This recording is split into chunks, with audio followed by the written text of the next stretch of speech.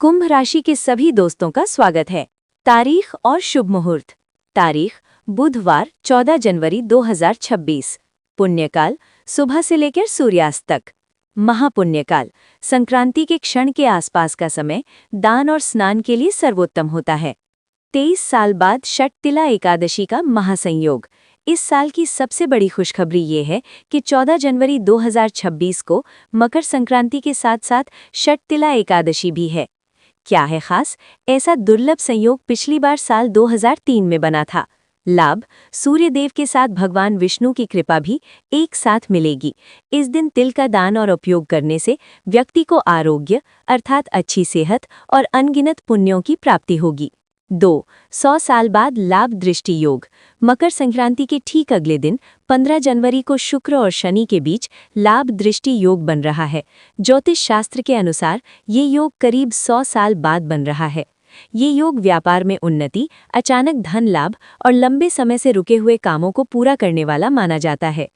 3 चतुर्ग्रही योग का निर्माण। संक्रांति के आसपास मकर राशि में सूर्य, बुध, शुक्र और मंगल का मेल होने जा रहा है। ये ग्रहों की स्थिति करियर में बड़े बदलाव और नई नौकरी के अवसर लाने वाली है। विशेषकर मेष, कर्क, कन्या और मकर राशि वालों के लिए ये समय गोल्डन पीरियड साबित हो सकता है। 4 खरमास की समाप्ति और शुभ कार्यों की शुरुआत। सूर्य के मकर राशि में प्रवेश करते ही 1 महीने से चल रहा खरमास समाप्त हो जाएगा। खुशखबरी, अब विवाह, मुंडन, गृह प्रवेश और नए व्यापार की शुरुआत जैसे सभी मांगलिक कार्य फिर से शुरू हो सकेंगे। खुशखबरी को दोगुना करने के लिए क्या करें? तिल का दान। चूंकि एकादशी और संक्रांति साथ हैं, इसलिए तिल का दान करना सोने पर सुहागा होगा। एक विशेष सावधानी, इस साल संक्रांति पर खिचड़ी का दान तो बहुत शुभ है, लेकिन एकादशी होने के कारण स्वयं खिचड़ी यानी चावल का सेवन ना करें। इसके बजाय तिल और फलाहार का उपयोग करें। तारीख और शुभ मुहूर्त। तारीख बुधवार 14 जनवरी 2026। पुण्यकाल सुबह से लेकर सूर्यास्त तक। महापुण्यकाल संक्रांति के क्षण के आसपास का समय दान और स्नान के लिए सर्वोत्तम होता है। 2026 के विशेष शुभ संकेत। 1 बुधवार का संयोग, बुध आदित्य योग। 2026 में मकर संक्रांति बुधवार के दिन पड़ रही है। बुध ग्रह को बुद्धि, व्यापार और संवाद का कारक माना जाता है। सूर्य के साथ बुध का ये मेल बुध आदित्य जैसा प्रभाव देता है, जो व्यापारियों और विद्यार्थियों के लिए बहुत शुभ संकेत है। 2 दक्षिणायन की समाप्ति और उत्तरायण का प्रारंभ। इस दिन से सूर्य उत्तरायण हो जाते हैं।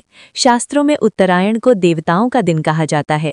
ये अंधकार से प्रकाश की ओर बढ़ने का प्रतीक है, जो जीवन में सकारात्मक ऊर्जा और नए अवसरों के आने का संकेत देता है। 3 रोहिणी मृगशिरा नक्षत्र का प्रभाव। 2026 में चंद्रमा की स्थिति और नक्षत्रों का मेल कृषि और आर्थिक स्थिति के लिए अनुकूल दिखाई देता है। ये अच्छी फसल और देश में सुख समृद्धि का संकेत है। इस दिन क्या करना शुभ रहेगा? स्नान और दान। पवित्र नदियों में स्नान और काले तिल, गुड़, खिचड़ी, घी और ऊनी कपड़ों का दान करना जीवन के कष्टों को दूर करता है। सूर्य देव की पूजा। ओम सूर्याय नमः का जाप करते हुए सूर्य को अर्घ्य देना मान सम्मान में वृद्धि कराता है। पितृ तर्पण। इस दिन पूर्वजों के नाम पर किया गया दान उन्हें तृप्ति देता है और परिवार को उनका आशीर्वाद मिलता है। महत्वपूर्ण फल। ज्योतिषीय गणना के अनुसार 2026 की संक्रांति मंदा या किंस्तुग्न करण में होने से मध्यम फलदायी हो सकती है, लेकिन व्यक्तिगत रूप से दान पुण्य करने वालों के लिए ये उन्नति के द्वार खोलेगी। 2026 अमृत योग और ग्रहों का अद्भुत जमावड़ा। 2026 की संक्रांति के समय आकाशमंडल में पंचग्रही संयोग की स्थिति बन रही है। सूर्य, बुध और चंद्रमा के साथ साथ अन्य महत्वपूर्ण ग्रहों का एक ही केंद्र में आना ये संकेत देता है कि वैश्विक स्तर पर भारत की साख दुनिया भर में बहुत तेजी से बढ़ेगी। आर्थिक क्रांति। शेयर बाजार और सोने चांदी की कीमतों में बड़ा उछाल आने का संकेत है, जिससे निवेशकों को बड़ा फायदा हो सकता है। 2 केदार योग का निर्माण।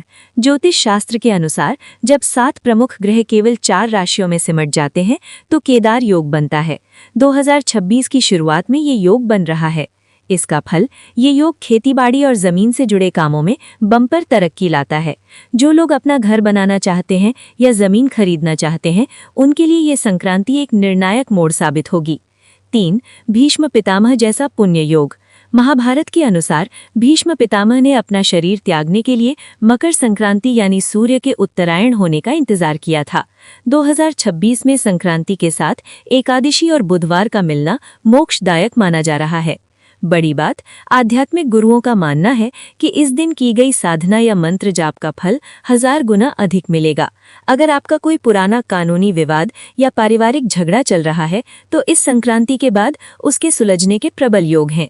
एक बड़ी चेतावनी और उपाय।